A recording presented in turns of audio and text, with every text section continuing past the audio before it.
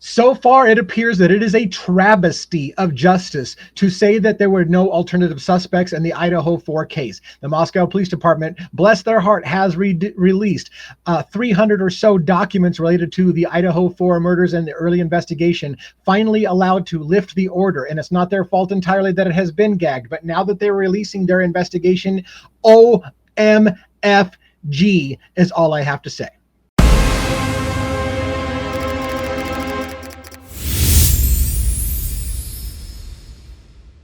Now, if you haven't seen my first series, part 1, 2, and 3 of documents 1 through 50 from the Moscow Police Department, they zipped these up, by the way, in zip files of 50 documents per package.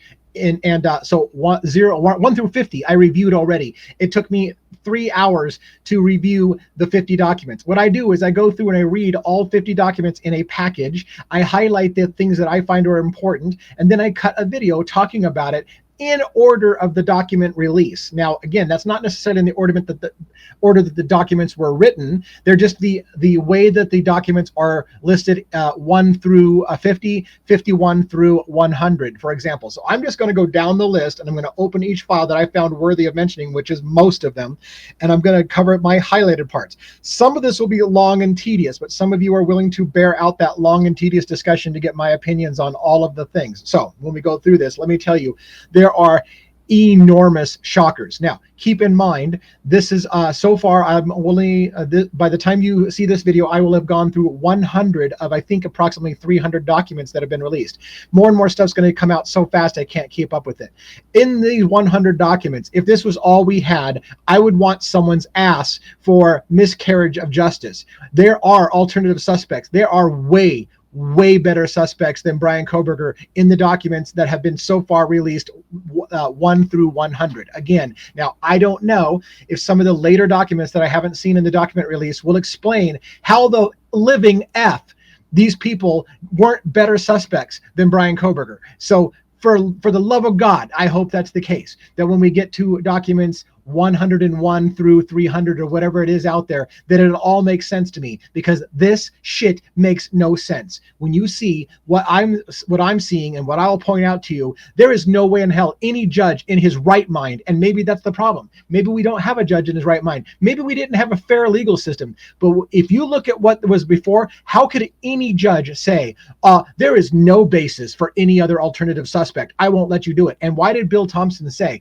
when it became clear to the defense that they would not be allowed to present alternative suspects, they took a plea deal? Well, yeah, no shit. If you're not allowed to present what is clearly alternative suspects, 100% clearly alternative suspects, and you're not allowed to even present it when the police were looking into the alternative suspects, again, I don't know at the end of the day if the police have better documents that I'm going to see that explains why these people were 100% ruled out, because I don't even see how you can possibly rule them out. So let's get into it now. And without further ado, document number 51.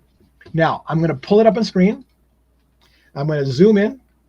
And again, these documents aren't necessarily in order. They're in the order numbered 51 through 100. And so I'm reading them exactly how they came in. It's going to be disjointed. There are times, and my brain is a little foggy. I don't get a lot of sleep nowadays. I got so many documents to do. I'm getting so little sleep, and I've got multiple cases I'm covering.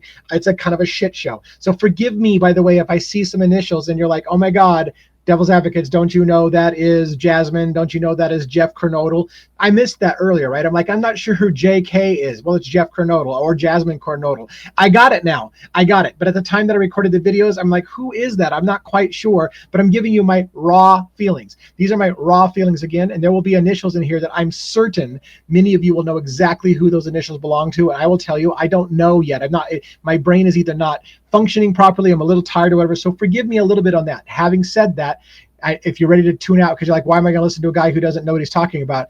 I know enough to know what I'm talking about that it'll blow your socks off. So let's get into it. Brett Payne from December 4th, 2022.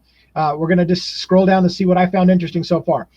This is part of the narrative. Again, December 4th. So for context, the murders were on November 13th of 2022. This is a month and a half or so afterwards. This is before Brian Kohberger has been identified as the lead suspect. This is before that, right? So keep in mind, this is after the murders, a month or so after the murders, and before Brian Kohberger was identified on December 19th, officially told to the Moscow Police Department. So as far as Moscow Police Department knows, at the time of these writings, pretty much of these writings that we're going to talk about today, the Moscow Police Department didn't have Brian Kohberger's name. They were looking into alternative suspects. And if they all put that to bed when they were given the name Brian Kohberger by the federal government, that's fine. But keep in mind, this is my criticism of law enforcement. Law enforcement, all too often, once they have been told or they've decided who the guy is, they start getting blinders on and only looking for the one guy. The fact that they have forgotten at the point that they're given by the FBI. Maybe they trusted the FBI because it's the FBI. Well, fuck, it's the FBI. The FBI never gets anything wrong. If the FBI says it's Brian Kohberger, it must be Brian Kohberger. We can now put aside everything that we've been going down the rabbit hole on and ignore it because the FBI tells us it's Brian Kohberger. That's what it feels like to me. The Moscow Police Department was told it was Brian Kohberger, and at that point they just said, well, we can stop looking at anybody else. It's Brian Kohberger. They told us so. So let's make that case for Brian Kohberger. And if that's the case, we have a complete miscarriage of justice, and this case needs to be retried. Will that happen? I don't know. We have a corrupt legal system, it feels like. That's what it feels like. It feels like we have a corrupt legal system. How much is the fault of the officers? I don't know. The officers wrote up the report. The officers wrote it up fine. It's the judge that didn't allow it to come in. It's the judge that didn't allow the prosecution to have to deal with it. It's the judge who didn't let the defense see it in discovery. It's the judge. So I don't even know if I can blame the law enforcement officers. I know a lot of you blame law enforcement officers in this case. I'm not even sure if I can blame the law enforcement officers. They wrote it up. At what point did this become the FBI's investigation? And funny how the federal government isn't the one that charged Brian Kohberger. It's still the state. Anyways, I digress. At approximately, now this is again, let's go back to the date. It's December 4th, after the murders, before Brian Kohberger is identified. At approximately 1600 hours, that's what, 4 in the afternoon, on 11/13, that's the day of the murders, so it's the afternoon of the murders. The police crime scene is going on. Sergeant Blaker and I responded to the 1122 King Road to assist with scene security processing. So murder scene is going on. Officers are arriving. Officers are already there. New officers are arriving. There's detail being set up, a security perimeter being put on. They're keeping logs of what officers are coming and going from the scene. This is what's happening right at the time that this document is happening. The ISP, that's the Idaho State Police forensic team, was on the scene and was preparing to begin processing the scenes. The forensics was there by 4 in the afternoon. Officer Smith, one of the initial responding officers to the incident, advised that he would walk me through the scene. Officer Smith and I entered 1122 King Road through the bottom floor door on the north side of the building. Now, before I get too far into this, I want to keep in mind some of this stuff we're going to read and you're going to be like, how does this pertain? A lot of this is new details for a lot of people. What exactly the girls were wearing, whether they were wearing a shirt that said nasty and intoxicated, or whether they were wearing a thong and a t-shirt, whatever. While that might not necessarily be necessary for who was murdered in what order, it is details to put in your mind what the crime scene looked like. So we're going to talk about those things. We're going to also talk about some personal issues eventually in here about which girls, for example, were on birth control or not. And one might say, what does it fucking matter for the crime scene who is on birth control or not? Understand, it's just added details, and it helps you paint the picture of the victims and what they were doing, what they were into, and who the alternative perpetrators were. What kind of lifestyle were they leading as we see what apps they were using, what their sexual history was, what the guys they were dating were. Those things will lead to motives, people. That leads to motives. This is not victim shaming bullshit. You can go F yourself if you think I'm victim shaming. This is about trying to piece the narrative together. It's the same thing the officers did, by the way. Same things the officers did. And getting ahead of myself, because I can't fucking stop myself. I'm getting ahead of myself. Kaylee Gonzalez is all over this, all over the early police reports. She comes up more than anyone else. Why they did look into other people like Maddie and stuff like that, you can see from the documents, and it may not come out. That's why I'm highlighting it right now. It may not come out to you as we're reading through this slowly, although I'll probably bring it to your attention. How many times Kaylee Gonzalez is the focus, which tells me I've told you early on, Kaylee Gonzalez was what they believed was the early target of this attack. They keep asking a million questions about Kaylee. Everything the officers are digging into is digging deep into Kaylee's history, who she knew, who she dated, who she was being stalked by, who she was seeing, all of these things. The officers are obsessed with Kaylee. Is it because they just find Kaylee Kaylee better looking than everybody in the house? Or did the officers think Kaylee was the target? I think Kaylee was the target. I think the officers thought Kaylee was the target. At some point that all changed, and the narrative in the media became Maddie was the target. And I don't know what that was for, other than to mislead everybody on who the real target of the house was, in my opinion. That's my opinion. All right, let's continue. All right, upon entering, so they're coming in on the bottom floor. This is where Dylan and Bethany were at.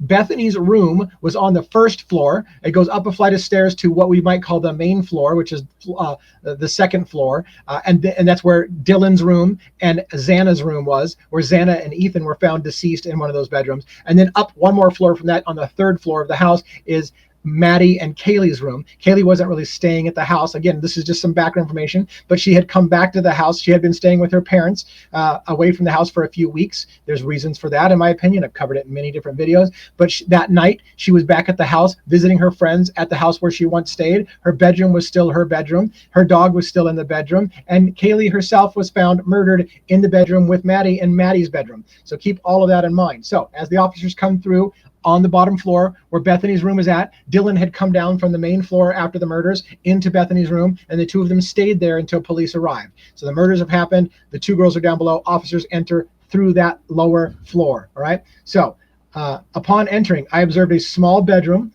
on the west side of the bottom floor. That's the main bottom floor.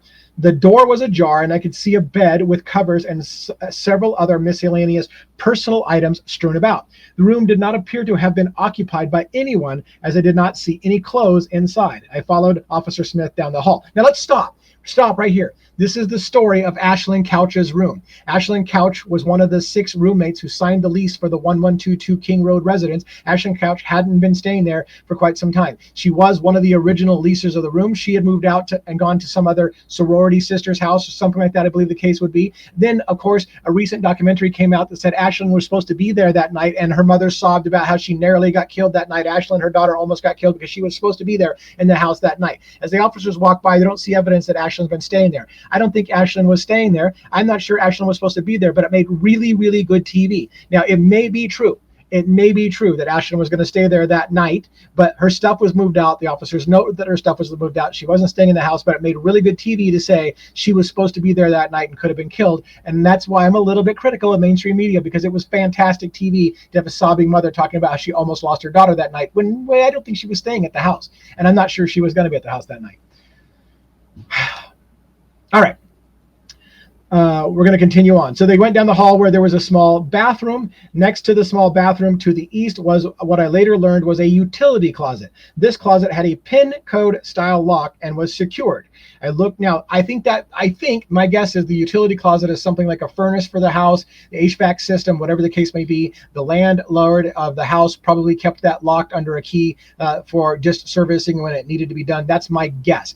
Or the other option is the girls or whoever lived in the house used that to hide something and kept it under a pin code. I don't think that's the case. I'm guessing that a utility room means it has a furnace or something like that for the place and was probably just locked in there by the landlord. That's my guess and my interpretation at the moment. All right.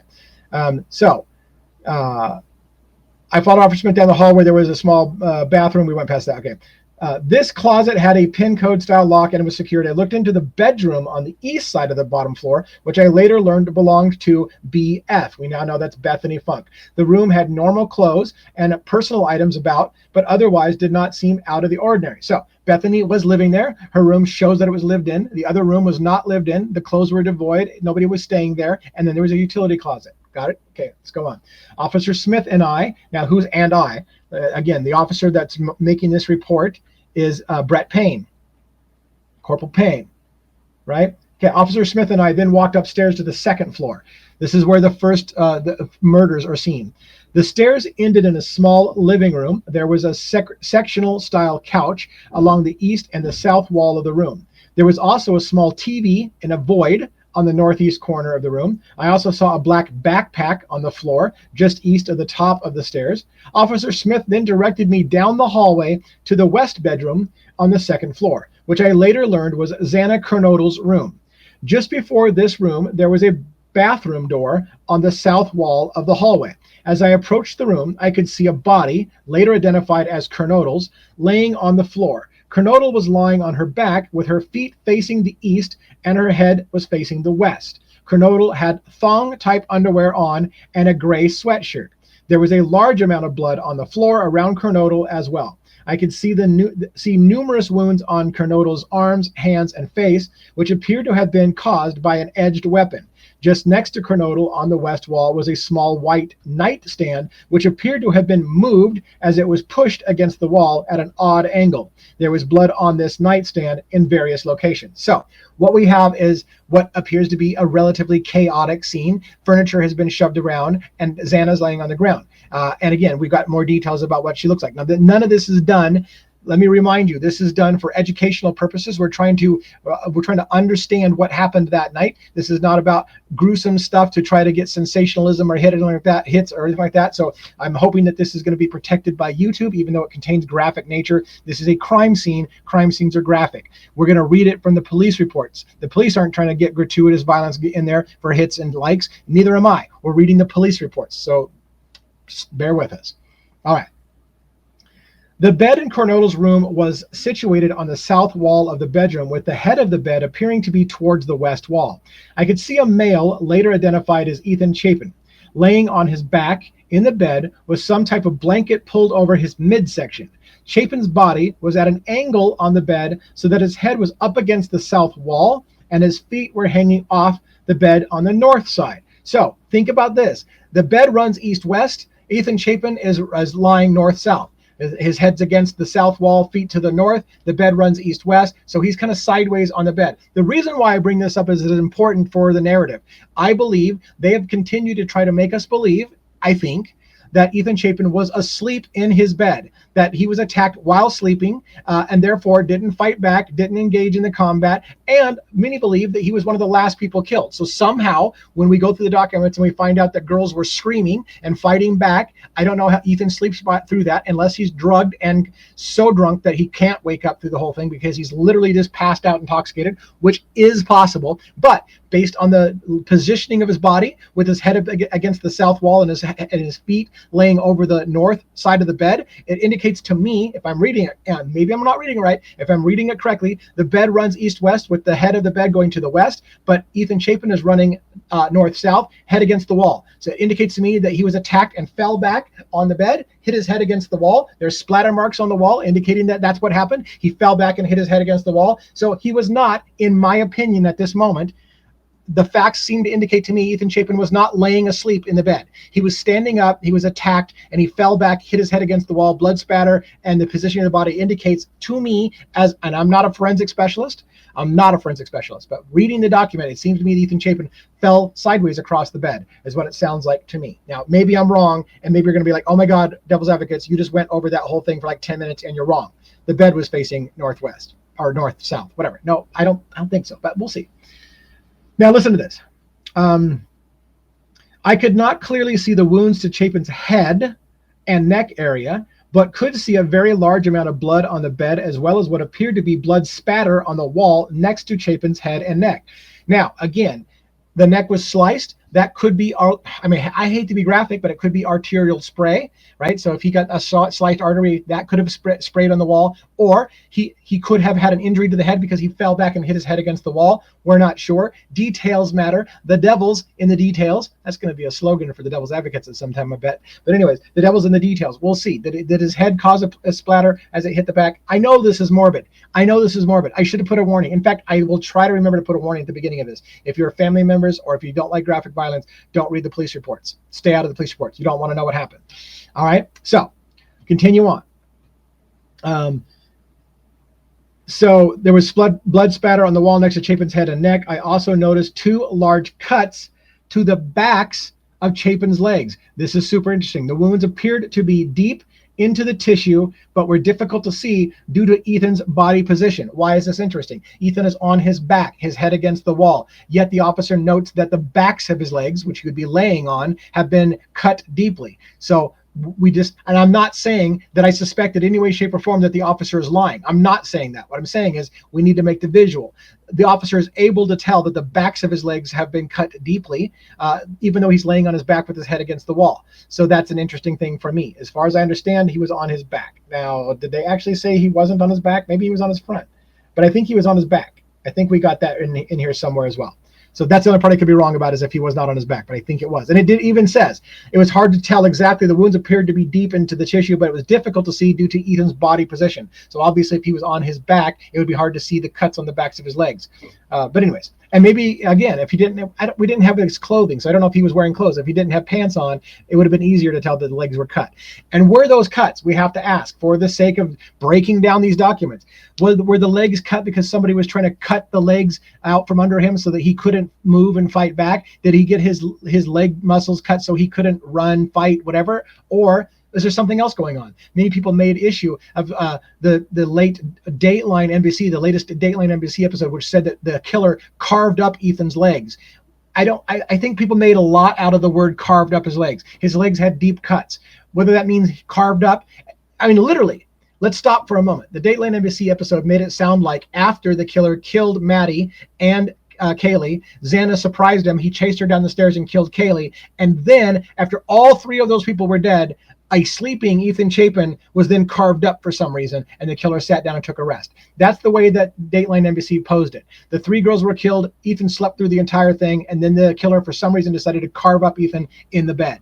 I don't know that makes sense based on the facts, but that's me. Officer Smith then took me through the house and pointed out Dylan Mortenson's. Now it says DM, it's redacted. We know it's Dylan Mortenson. Officer Smith took me through the house and pointed out Dylan Mortenson's bedroom, which was situated on the southeast side of the second floor of the house. Mortenson's bedroom door opened to the kitchen area as well as the staircase, which led to the third floor of the house. Upon my brief visual inspection, Mortenson's room was disheveled, but did not appear to have any blood or evidence of a struggle within. Okay, so they see Dylan's room, everything looks fine. I then followed Officer Smith upstairs to the third floor of the residence. The third floor consisted of 2 bedrooms and 1 bathroom. The bedroom on the west side of the floor was later determined to be Kaylee Gonzalez's room. This room appeared to be neat and picked up. Now, keep in mind, Kaylee had a room, but she wasn't staying at the house anymore. Her room was neat and tidy because she didn't really stay there. I don't know if she's a neat and tidy person naturally, but it was neat and tidy because she wasn't staying there. Her stuff probably wasn't there, but her dog was there, and she was staying in Maddie's room, or at least she was found in Maddie's room. That's the million-dollar question. Was she staying in Maddie's room, or was she moved to Maddie's room? That's something we're going to get to later as well. This room appeared neat and picked up. The only thing of note was the sheets on the bed were pulled back in a manner which suggested someone had been laying in the bed and then gotten out of it. So, did Kaylee start the evening in her bed? And that's the million-dollar question. Was Kaylee perhaps, and I don't want to go long with it. I just want you to, if you've heard the rumors that Kaylee Gonzalez was gagged, Maddie Mogan was gagged, that the murders may have taken place over a longer period of time than the 8 to 12 minutes that the state says it happened in. Did she get drug out of her bedroom? Was Kaylee in her bed originally? The covers show that somebody was laying in that bed. Was Kaylee laying in her bed and somebody came in, gagged her, tied her up perhaps, moved her into Maddie's room and killed both the girls in Maddie's room? Is that one of the possible scenarios? I only bring it up because at some point somebody was sleeping in that bed. Was it Kaylee? When did it happen? And again, did she go to sleep? Did she start out in the room, decide to go over and sleep in Maddie's room? These things are the questions you need to ask yourself. You need to work through. Did something scare Kaylee and she was starting out in her own bed, but she's like, I want to go sleep with you because I'm feeling scared tonight? What reason there is for somebody laying in Kaylee's bed, whether it was Kaylee or somebody else, and then moving into Maddie's room is part of the million-dollar questions. All right. Now, Officer Smith then pointed out a small bathroom on the east side of the third floor. This bathroom shared a wall with Madison Mogan's bedroom, which was, it's funny how Madison Mogan right here is not grayed out. You notice this? Madison's not grayed out. Kaylee's not grayed out because they're the victims, but the survivors, of course, Dylan and Mortenson is. We all know who they are. At this point, it's no secret who the roommates are. Why can't we unredact Dylan Mortenson's name? It makes it really confusing later on, but we all know who they are. I do understand, I guess, as I start to say this, I do understand why the victims' names have been redacted. We're not hurting anybody's privacy, but we know who everybody else is. Everybody knows who everybody else is. Well, there's some names we don't know. Anyways, now, let's continue to see where he's left off. So we've got this bathroom shared a wall with Madison Mogan's bedroom, which was situated on the southeast corner of the third floor. As I entered this bedroom, I could see 2 females on the single bed in the room. The bed was situated along the north wall of the bedroom, and both females, later identified as Mogan and Gonzalez, were laying on their backs with their heads towards the east. and their feet towards the west, which was also the direction of the only door in the room. So I think, again, east-west is the angle of the bed, and they were in the bed. Both Gonzalez and Mogan had numerous visible stab wounds and were covered in a significant amount of blood. I also later noticed that what appeared to be a tan leather knife sheath. Now, notice, he says, I later noticed. Payne did not see the knife sheath on the first pass of the house. I don't know if other officers saw the knife sheath on passes of the house. It's not a huge deal. There's a lot of you who say, oh, Corporal Payne placed that knife sheath later. There's a lot of reasons why I think that's a little presumptuous. We don't have a suspect yet to blame it on. So if you're going to suggest that somebody planted the knife, it's a little bit weird. But the point being is that it wasn't noticed. And I'm going to chalk it up. I'm going to chalk it up to simple oversight. There's a lot going on. There's horrific murder scene. Again, people are describing the wounds in such a stage that it was impossible for the officers to identify what really had happened to the victims. So your mind can only process so much. Would it have been easy to miss a knife sheath on the first pass? I'm going to say, yeah, it would have been easy to pass. That's just me. All right. But again, I'm not saying that it wasn't planted. I'm just saying that I feel like we can excuse that. Okay. I'm trying to be fair. All right. I also later noticed, I said this before, but I later noticed what appeared to be a tan leather knife sheath lying on the bed next to Mogan's right side when viewed from the door. Again, a lot of people make much of the idea that it says next to Mogan. Sometimes later on it'll say it was under Mogan's body. Which one was it? Next to her or under her, or somehow both? Cut them a little slack. It could be both. So we're just going to go with it for now. I remained in the room for a moment and then proceeded back outside. Now, it's weird that he said that. I don't know why he made note of the fact that he remained in the room for a moment and then moved out. I'm not saying there's anything suspicious about it. It's just weird that he wrote that he didn't just come in, see it, and leave. He stayed in the room for a moment. I don't know why. I remained on the scene and conducted several more thorough walkthroughs of the scene with ISP Forensics Team, that's the Idaho State Police, the Latah County Coroner, which I believe is Kathy Mabbitt, and the Latah County Prosecutor, that would be Bill Thompson. Upon receipt of the search warrant prepared by Officer Nunez, the ISP Forensics Team, led by Detective Sergeant Darren Gilbertson, processed the scene and collected an initial 56 pieces of evidence. The ISP team turned those items over to me that evening, and I transported them to the Moscow Police Department Temporary Evidence Storage. On the morning of 11/14/2022, that's the next day, I booked those items into the Moscow Police Department evidence with the help of the evidence custodian, redacted name. Now, it took 28 minutes to get through one effing document. Let's keep going. I don't know how long this is going to be. I don't know how long your patience is. I was really tedious with it last time, and a lot of you said that you did not mind the pace. So let's see if your money is where your mouth is and you're okay with the pace, or whether you stop watching my video. I'll start seeing the views and see if people start checking out. Anyways, Brett Payne, again, on 12/4, this is a month later, when we're talking about, that's when the report was filed, a good month later, not quite a month later. Okay, so anyways, at approximately, and again, this is, again, written after the murders, sometime, weeks after the murders, but before Brian Koberger has been identified. And we're going to talk now about vehicle test runs and gloves. This is big, the glove. Everybody's talked about the bloody glove. Let's talk about that bloody glove. At approximately 1700 hours on 11/24/22, this is a while. This is, again, the murders were on the 13th, and now this is the 24th, so this is a good 11 days or so afterwards. I took the NPD school car, a silver Ford Fusion, and drove the route of the suspect vehicle. I drove two separate routes in front of the camera located at such and such Ridge Road, once westbound on Louder Avenue, and then twice on Ridge Road, southbound and northbound. I advised the command post of the times of those runs and requested the video from the point of contact at such and such Ridge Road in order to compare the color of the test vehicle to that of the suspect vehicle. Okay. At this point, obviously, and later in other documents that we've already read, there was footage that they found of a suspicious car. Now they're trying to recreate, at this date on this report, the runs that the car made. So they're using test runs. Once I completed those runs, I drove to 1122 King Road and I walked the route MM stated she took while on foot near the house on 11/13/22. That shit right there bothers me immensely. So it's not Madison Mogan.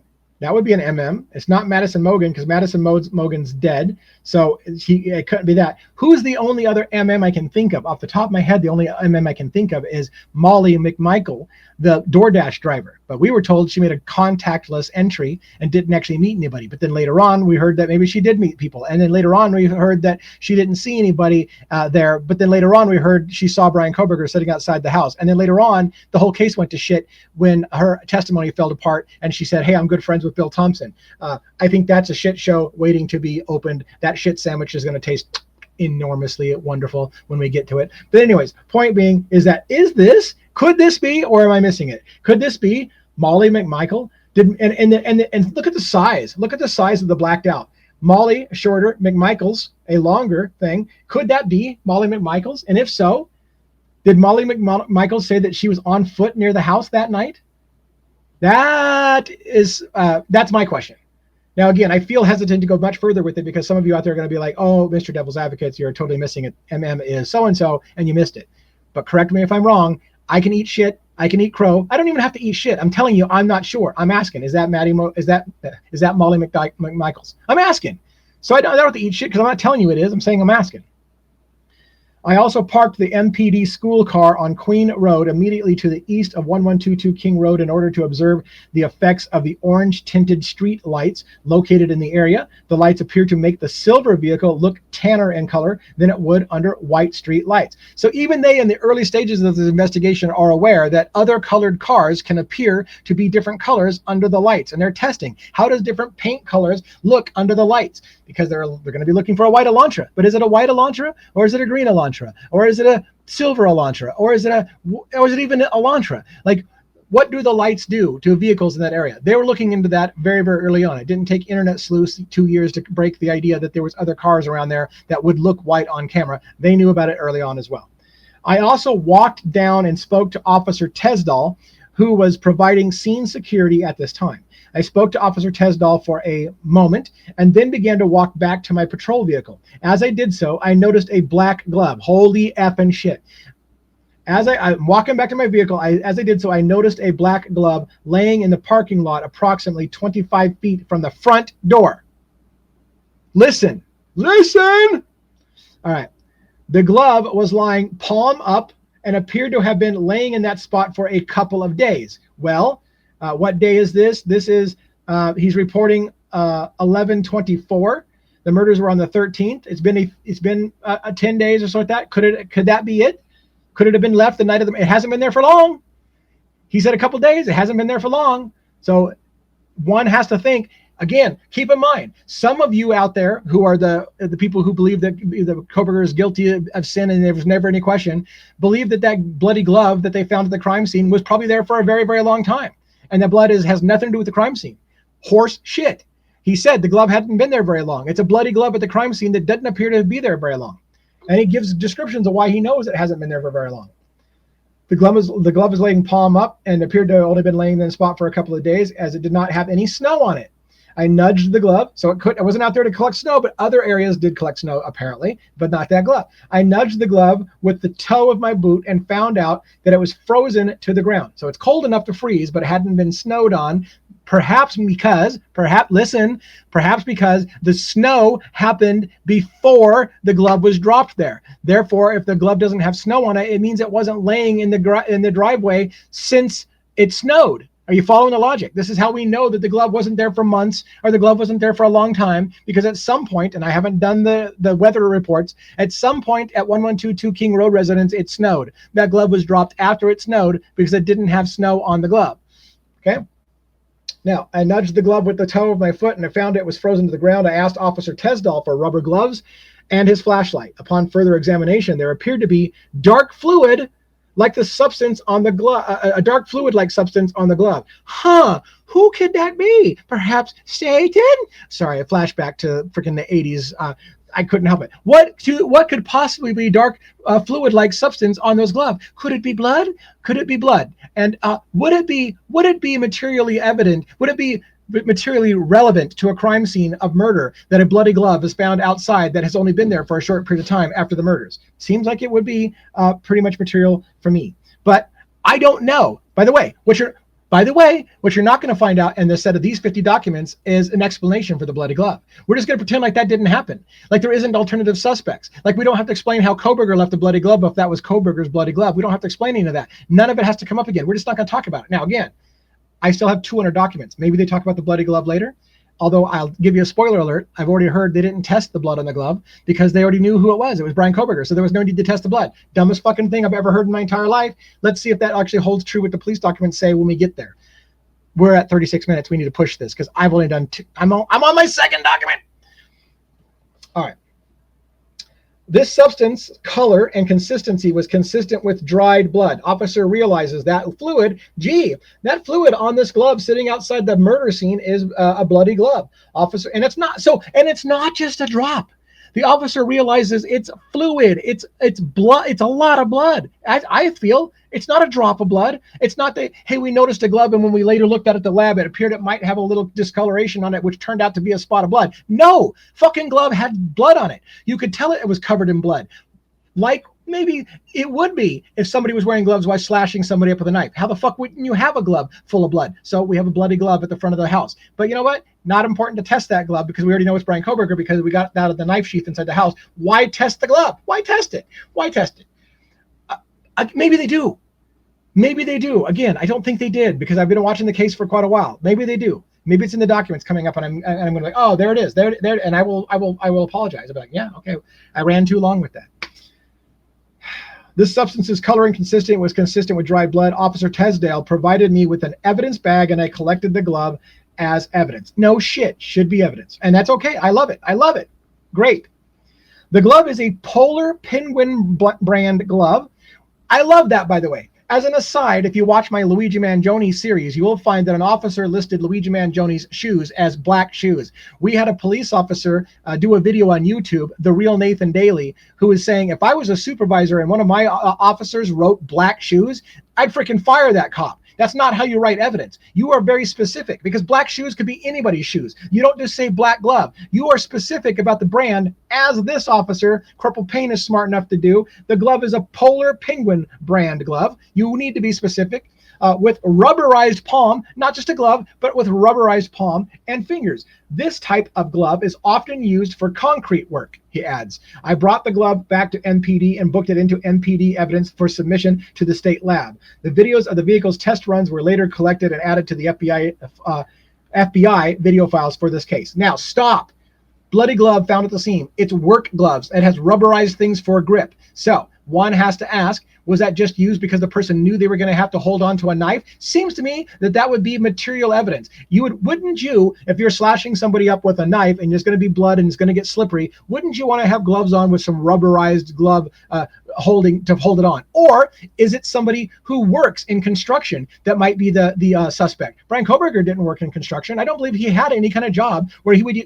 I bet you Brian Koberger had hands soft as a baby's butt because he probably didn't do any physical labor in his entire life. So he's not a construction worker. He's not a concrete worker. Everything about that glove suggests either, one, somebody else was a concrete worker or a physical worker and worked with their hands, not Brian Koberger. That would be one thing. Or the killer wore the rubberized gloves to hold onto a knife that they knew was going to be bloody and somehow left the bloody glove behind. And again, somehow all of that shit I feel like is just completely swept under the rug.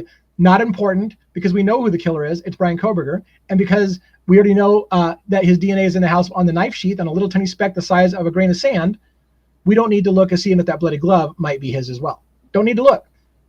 Why? Because it isn't his. I bet you. I'm just guessing. I'm going to guess. I'm going to go out on a limb. Bet you it's not his. So if Ann Taylor's not allowed to present that evidence in court, what the fuck are you supposed to do? How are you gonna get your guy off and say that somebody else did this if you're not allowed to talk about the bloody glove found at the scene, the other suspects, and we're just oh my God, we're just scratching the surface. We have time for a document or two more, so let's get those in. This one's not important. I don't even have anything highlighted on it. I don't know why it made it into my stack. Here we go. Lawrence Mowry, Detective Mowry, 12-5. I think he's a detective. 12-5-22. The tender warrant for Goncalves. Now I'm going to run the risk here of shaming, victim shaming. I realize you're going to be pissed off.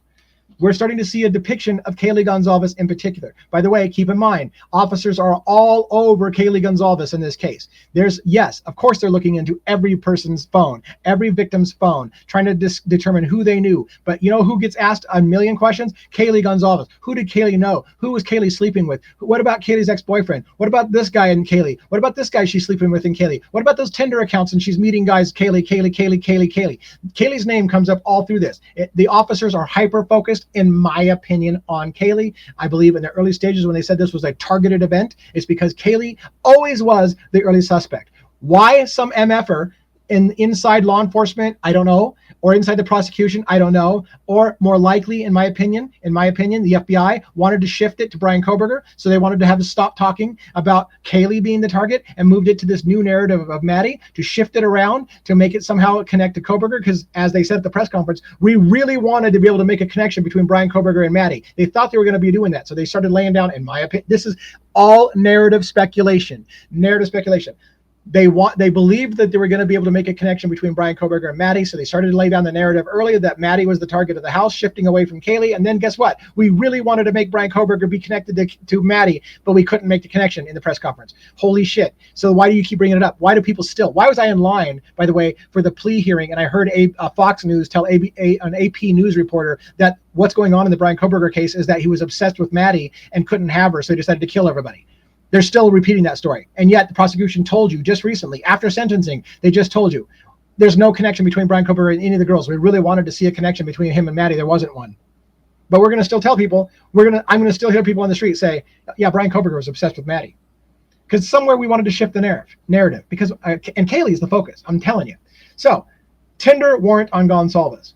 On November 29, so this is weeks after the murders, on November 29, 2022, this is Detective Mowry, or I should say Lawrence Mowry. It doesn't say detective, so I'm just going to say Lawrence Mowry.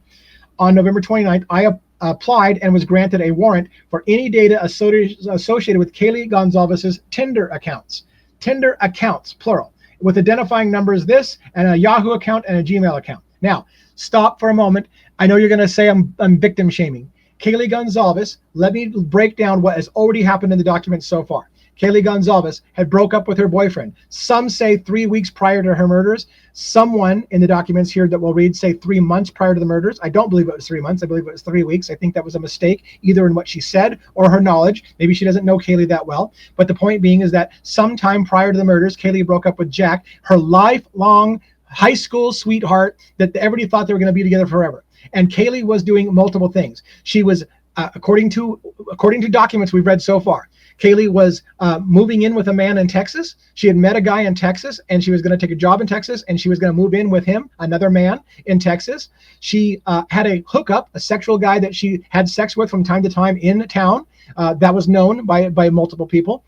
In addition, it was, according to one witness, possible that Kaylee met some random guy and went home with him from the bar that night, because that's something that apparently that person thought Kaylee would do. Kaylee was wearing a t-shirt when she was found dead, said nasty and intoxicated. And Kaylee's on Tinder. Tinder is known, I hate to fucking say it, or to be the one to tell you, but Tinder is known as a hookup app. It's where young people go to hook up with each other. Swipe left, swipe right, find out who you want to hook up with. It's not meant for real deep conversations and real deep relationships, although it can be used that way. So to be fair, those of you who want to maintain stupidity and keep your head in the sand the whole time and say she was an innocent little angel and she could have had just a sister she was keeping in touch with on Tinder. Tinder is a hookup app. Everybody fucking knows it. Get your head out of your ass. It's a hookup app. So again, I'm not trying to shame Kaylee Gonzalez. The point of this isn't to shame Kaylee Gonzalez. The point is to say, when you're looking at an alternative suspect, i.e. a jealous ex-boyfriend who maybe isn't ready to let go, who documents have shown us said he was having mental problems, he was having mental health issues dealing with the separation of his girlfriend, they keep wanting to paint to everyone that they had moved on. Kaylee told people they were fine. They were fine. But Jack wasn't fine. I don't think Jack was fine. Documents show that Jack wasn't fine. Ex-boyfriend was not fine. And when Kaylee's out there hooking up with a guy in Texas, hooking up with another guy in town, possibly hooking up with guys in the bar, she's going around, she's wearing shirts basically saying she's available, and she's on Tinder all the time, and the police want to know what dates she's meeting on Tinder. And more, we start to get a different picture of Kaylee Gonzalez. Again, not saying there's anything wrong with a female exploring her options. I'm not saying that. The point of it is now we have to ask, did someone in her male circle. She had multiple males. When you have multiple, here's the reality. When you have multiple males, sometimes a male thinks that you're more committed to him than you are. Right? If you're a female, you have males that think that you're more committed to them than you are. You're thinking, no, that was a one-night stand. It was all right, but I'm moving on. I'm going to try something else. And that guy's like, I thought we were a thing. Fuck you. Right? Anger happens when men have their women sleeping around with a bunch of brothers. So did somebody, an ex-boyfriend like Jack, get mad that Kaylee was hooking up with guys a lot? Did one of her one-night stands get pissed because he thought there was something more to their relationship? You have to consider it. It's not victim shaming. It's called intelligent thinking. It's called critical thinking. Freaking start thinking for yourself and stop acting like everybody's innocent sheeple and that we're pieces of shit for asking the questions. This is what detectives were asking, by the way. This is why do you think detectives are going into her Tinder accounts? Because they want to know what guys she's hooking up with and how that might lead. They believe that, I honestly believe law enforcement at this point believes Kaylee is the key to this case. And they're trying to find out who was pissed at Kaylee, who was stalking Kaylee, who she was hooking up with, who might be jealous about Kaylee. Everything in the investigation tells me the officers were hyper-focused on Kaylee. I could be wrong, but it looks that way to me on paper. All right. On December 2nd, 2022, I received an email from NR. I don't know who that is, but it's a senior paralegal and director of legal department for the Match Group, the parent company for Tinder. So Match is the parent company for Tinder, and they are basically responding to his warrant request for Tinder accounts on Kaylee Gonzalez. Who is she talking about? Who is she hooking up with? Who is she showing interest in? We need to start looking in who was in Kaylee's or who had Kaylee in their eyes. Who was looking at Kaylee's profile and vice versa. In this email, I was directed to use the law enforcement portal. So they have a portal that law enforcement can look into when they've been served a warrant. They do that. That's the way it should be done, by the way, people. Police should not just have access to social media without a warrant. They get a warrant. They have a portal set up for the law enforcement to look at the specific person, Kaylee, that they've been given a warrant to look into. On December 4th, 2022, I registered for access to the portal and received an email stating that I was approved to use the portal and serve the warrant. So there you go. That's just, again, more of a depiction of Kaylee's a focus. They're looking at the Tinder accounts, looking at who she might be hooking up with, and those kind of things, because they're, in my opinion, they believe that she might be the key to this. Let's get one more document in this hour, at least, maybe two. All right. Lawrence Mowry, 12-5, again, December 5th. This is after the murders, before Brian Koberger has been identified. This is the Department of Labor warrant. This is interesting to me. On December 4th, 2022, I found I had received an email forwarded to me from KW of the Idaho Department of Labor. The email was from Michael Douglas of the Federal Bureau of Investigation, FBI, S.A. Douglas, Special Agent Douglas, assisted in the service of the warrant to the Department of Labor. The email contained a single file with the data requested pursuant to the warrant served on the Idaho Department of Labor. The file was downloaded and saved onto a computer located in the computer forensics lab located at Moscow Police Department. In examining the file, it showed the requested party's name. So somewhere from the Department of Labor, they're looking into a person of interest at this point. It's not Brian Koberger. I'm almost certain it's not Brian Koberger. And they're looking into somebody and they're requesting the party's name, their date of birth, social security number, and corresponding screenshots of their reported income. Why is it important to the officers to know how much this person makes? Who is this person? This is one of those things that make you go, Who is law enforcement looking into at this point? It's not Brian Koberger, I don't believe. I don't believe Brian Koberger, who lived in Washington State and when attended Washington State University nearby, was working in Idaho for the Idaho Department of Labor. So who is it that they want to get the name, date of birth, social security number, and their income? And why does income matter? And so those things are things that make you go, Okay, we got 10 minutes. Let's keep pushing because I want to get through this document dive in 3 videos if I can. So let's see how much we can get done. Okay, one more. Do we have one more in us? Lawrence Mowry from 12-5. Again, this is another thing filed on 12-5. And it's about December 4th. So November was the murder, November 13th, December 4th. We're well into this after the investigation. Again, before Brian Koberger has been identified. On December 4th, 2022, I found I had received an email forwarded to me from PM, some person that's redacted, of Cutco Corporation, the parent company of K-Bar Knives. So Cutco makes K-Bar knives. They've got an email from the maker of K-Bar knives. The email was from Michael Douglas. That's the FBI special agent of the investigation. Special Agent Douglas assisted in the service of the warrant to the K-Bar.